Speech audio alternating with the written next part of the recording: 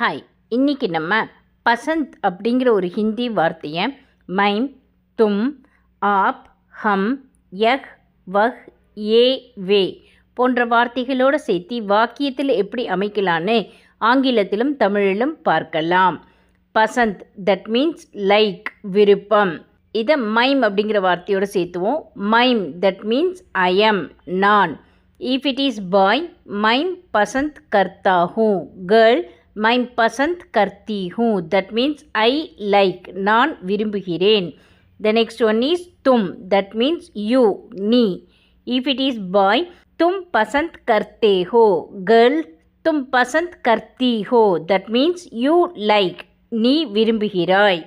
Next one is ஆப், that means you. We will use this while giving respect, நீங்கள்.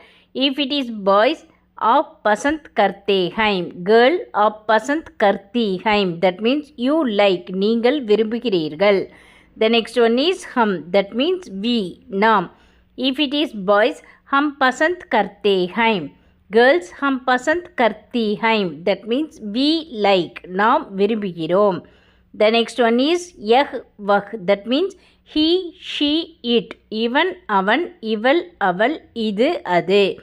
If it is boy, यह पसंद करता है. girl, यह पसंद करती है. boy, वह पसंद करता है. girl, वह पसंद करती है. that means he likes, she likes, it likes. இவன் விரும்புகிறான், அவன் விரும்புகிறான், இவள் விரும்புகிறாள், அவள் விரும்புகிறாள். இது விரும்புகிறது, அது விரும்புகிறது.